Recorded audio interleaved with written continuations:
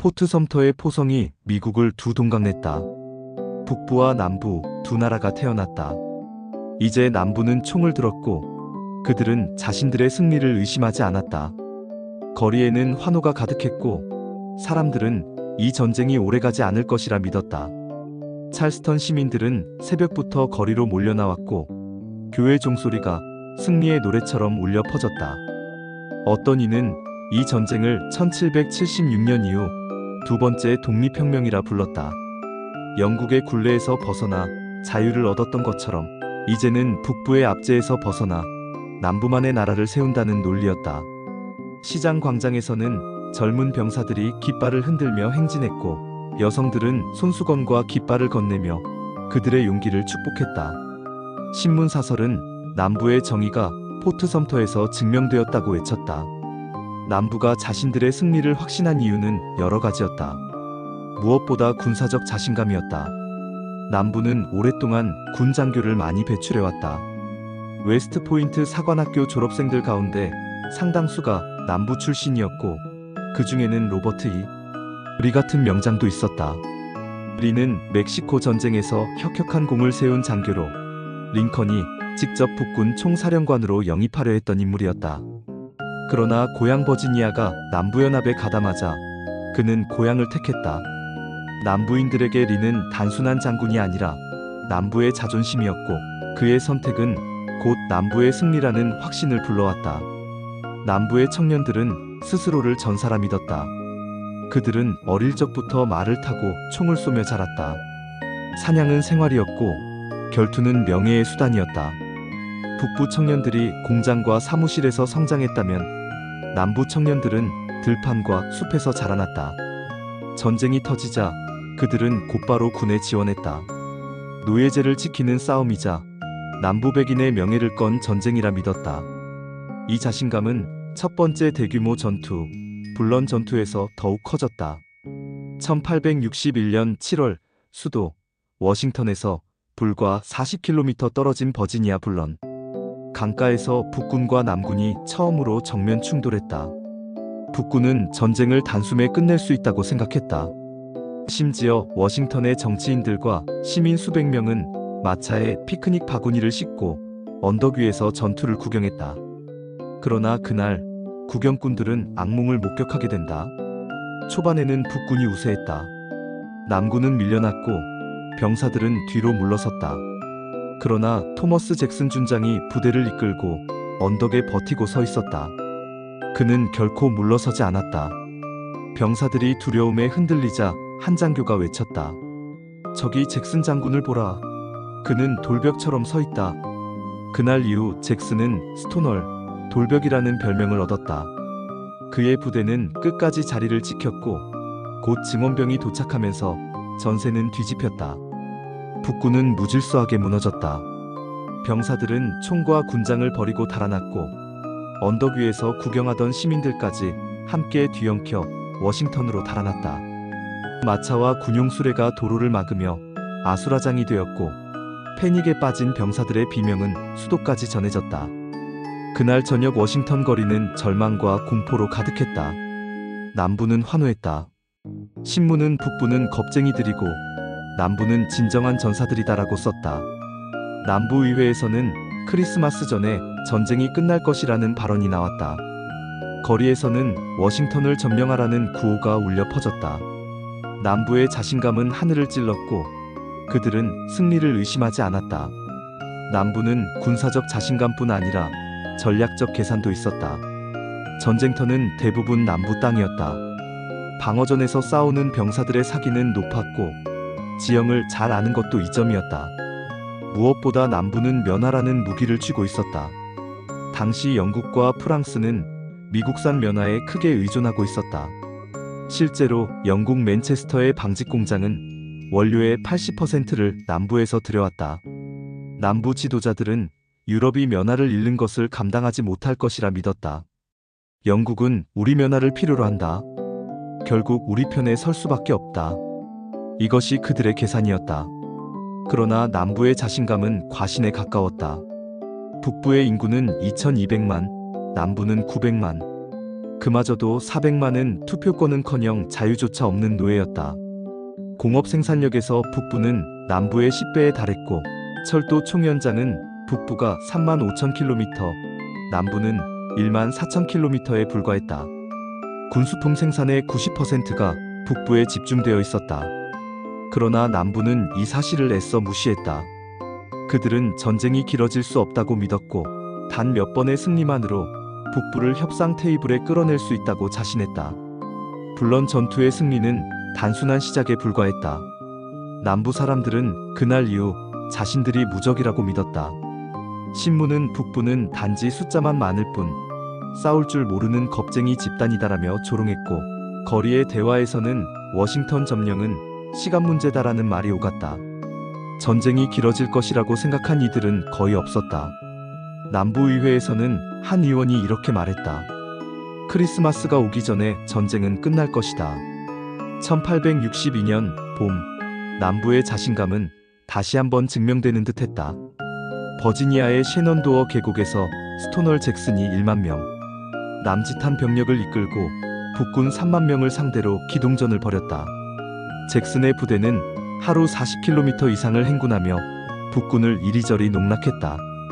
북군은 3개의 군으로 나누어 계곡을 압박했지만 잭슨은 각계격파에 성공했다. 어떤 날은 북군 병사들이 전보를 보내며 이렇게 보고했다. 그는 유령처럼 나타나고 우리가 추격하면 이미 사라져 있다. 잭슨의 부대는 북군의 허를 찌르는 전술로 연전연승을 거두었고 북부의 수도 워싱턴은 다시 불안에 떨었다. 남부의 또 다른 명장은 로버트 E. 리였다. 리는 웨스트포인트 사관학교를 수석으로 졸업했고 멕시코 전쟁에서 활약한 경험이 있었다. 원래 링컨이 북군 총사령관으로 영입하려 했지만 고향 버지니아가 남부에 합류하자 그는 남부를 택했다. 리는 군사적 역량뿐 아니라 도덕적 권위까지 갖춘 인물로 남부인들에게는 살아있는 신하였다. 그의 지휘 아래 남군은 연이은 방어전에서 승리를 거두었다. 1862년 여름 리는 리치먼드를 위협하던 북군 맥클렐런 장군을 몰아내며 7일 전투라 불리는 일련의 전투에서 주도권을 잡았다. 북군은 수만 명의 사상자를 내고 퇴각했고 남부의 자신감은 더욱 커졌다. 이 승리들은 단순히 전장에서만 울린 것이 아니었다. 남부의 가정과 교회, 시장과 신문사에서 승리는 곧 신의 뜻으로 해석되었다. 교회 설교자는 하나님께서 노예제를 인정하시고 우리의 정의를 지켜주셨다고 설교했고 여성들은 비단 드레스를 찢어 병사용 깃발을 만들며 전쟁에 동참했다. 병사들의 사기는 하늘을 찔렀고 남부 사회 전체가 이 싸움이 자신들의 운명적 승리로 이어질 것이라 믿었다. 하지만 북부는 패배에만 머무르지 않았다. 물론 전투 이후 북부 언론은 혹독한 비판을 쏟아냈다. 뉴욕 타임스는 수도는 언제든 위협받을 수 있다라며 정부의 무능을 질타했고 링컨은 참모들에게 분노를 감추지 않았다. 그는 우리는 아직 국가도 군대도 아니다라며 한탄했다. 그러나 링컨은 곧 무능한 지휘관들을 교체하고 군을 재편성했다. 북군은 훈련을 강화했고 북부의 산업력은 빠르게 전쟁 준비를 뒷받침하기 시작했다. 공장에서 쏟아져 나온 총과 대포, 군복과 식량은 끝없는 물결처럼 군대에 공급되었고 3만 킬로미터가 넘는 철도망은 병력을 빠르게 이동시켰다. 북부는 처음엔 휘청거렸지만 그 거대한 힘이 서서히 정돈되어 가고 있었다. 남부는 여전히 국제사회의 개입을 기대했다. 이른바 면화 외교였다. 영국과 프랑스가 남부 면화 없이는 산업을 유지할 수 없다는 계산이었다. 실제로 영국 맨체스터의 방직 공장은 남부산 면화가 끊기자 가동을 줄여야 했고 노동자 수만 명이 일자리를 잃을 위기에 몰렸다. 남부 지도자들은 이것이 영국을 전쟁에 끌어들이는 열쇠가 될 것이라고 확신했다. 신문은 영국 해군이 곧 북부의 봉쇄를 깨뜨릴 것이다라며 기대감을 부풀렸다. 하지만 현실은 달랐다. 영국은 이미 노예제를 폐지한 나라였고 국민 여론은 남부에 호의적이지 않았다. 하원에서는 남부의 면화가 없으면 산업은 고통받을 것이다. 그러나 우리는 노예제 국가를 위해 군대를 보낼 수는 없다라는 발언이 기록되었다. 프랑스 역시 신중했다. 결국 남부가 믿었던 면화 외교는 환상에 가까웠다. 이 모든 승리와 환호 속에서도 남부의 구조적 약점은 바뀌지 않았다. 북부의 인구는 2200만 명, 남부는 900만 명. 그중 400만은 노예였다. 공업 생산력은 북부가 남부의 10배, 철도와 전신망도 북부가 압도했다. 북부의 군수품 생산은 미국 전체의 90%를 차지했지만 남부는 총알 하나, 군복 한 벌도 수입에 의존해야 했다. 남부는 눈앞의 승리에 도취해 이 차이를 과소평가했다. 1862년 여름, 남부의 자신감은 최고조에 달했다. 스토널 잭슨의 셰넌도어 계곡 승전보가 울려 퍼지고 리 장군이 리치먼드를 위협하던 북군을 격퇴하자 남부 사회 전체는 승리를 의심하지 않았다. 리치먼드 거리에서는 군악대가 행진했고 시민들은 연합군의 깃발을 흔들며 환호했다. 신문 사설에는 이렇게 적혔다. 북부는 우리의 용기 앞에 무너질 것이다. 신은 남부의 편에 서 계신다. 이때 리 장군은 한 가지 과감한 결정을 내렸다. 전장을 남부가 아닌 북부로 옮기는 것이었다. 워싱턴과 필라델피아, 심지어 뉴욕의 시민들에게 전쟁의 공포를 직접 느끼게 하겠다는 계획이었다. 리는 참모들에게 이렇게 말했다고 전해진다. 우리가 북부 땅에서 단 한 번 결정적인 승리를 거둔다면 이 전쟁은 끝난다. 8월 말 제2차 불런 전투가 시작되었다. 북군 6만 명과 남군 5만 명이 워싱턴에서 불과 30km 떨어진 전장에서 맞붙었다. 잭슨은 기동전을 펼쳐 북군의 보급선을 끊어버렸다. 북군은 혼란에 빠졌고 리의 정면 공격이 이어졌다. 포연과 총성이 불런 계곡을 뒤덮었고 북군 병사들은 무질서하게 흩어졌다. 어떤 병사는 총을 버리고 도망쳤고 어떤 부대는 지휘관을 잃고 그대로 붕괴되었다. 워싱턴은 충격에 휩싸였다. 수도의 거리는 공포로 가득했고 정치인들은 링컨을 몰아세웠다.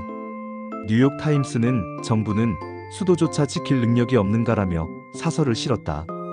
반대파 민주당은 링컨을 공격했다. 대통령은 나라를 무모한 파멸로 끌고 가고 있다. 링컨은 얼굴이 수척해졌고 참모들에게 분노를 터뜨렸다. 그러나 그는 물러서지 않았다. 전쟁을 끝내려면 더 큰 희생이 필요하다는 것을 깨닫고 있었다. 남부의 분위기는 정반대였다. 리치먼드와 뉴올리언스의 거리에서는 행진이 벌어졌고 여성들은 전선으로 보낼 군복을 바느질했다. 교회 설교자는 단상 위에서 이렇게 외쳤다. 이 전쟁은 신께서 남부의 정의를 드러내기 위해 허락하신 것이다.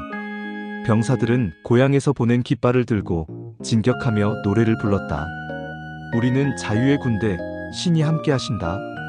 리의 군대는 북부 땅으로 발을 들였다. 메릴랜드로 향하는 행군은 영광의 행진처럼 보였지만 현실은 달랐다. 많은 병사들이 맨발로 걷고 있었고 군화는 이미 헤어져 발바닥이 갈라졌다. 식량은 부족해 농가를 뒤져 곡식을 빼앗아야 했다. 병사들의 편지에는 이렇게 적혀 있었다. 우리는 승리를 향해 걷고 있다. 하지만 배고픔과 맨발은 우리를 괴롭힌다. 남부 지휘부는 메릴랜드 주민들이 자신들을 해방군으로 맞이할 것이라 기대했다. 그러나 기대와 달리 많은 주민들은 냉담하거나 심지어 적대적이었다. 남군이 마을을 지나자 사람들은 문을 걸어 잠그고 창문을 닫았다. 일부는 북군의 정보를 흘리기도 했다.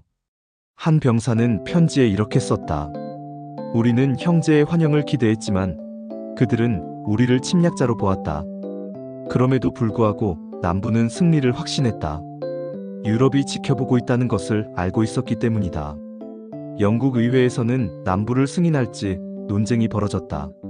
한 의원은 남부의 면화 없이는 맨체스터의 방직 공장이 멈춘다라고 주장했지만 다른 의원은 우리는 노예제를 옹호할 수 없다라고 반박했다. 결국 영국과 프랑스는 결정적인 전투 결과를 기다리기로 했다. 남부는 바로 그 승리를 메릴랜드에서 보여주려 했다. 1862년 9월 앤티텀 크리크 강가에 남북 양군이 마주했다. 북군 8만, 남군 4만. 리는 결전을 준비했고 북군은 전력을 모아 그를 막으려 했다. 병사들은 강가의 풀숲에 엎드려 총검을 고쳤고 장교들은 지도를 펼쳐 공격선을 정했다. 농가와 옥수수밭은 곧 전쟁터가 될 것이었다. 이제 미국 역사상 가장 피비린내 나는 하루가 다가오고 있었다.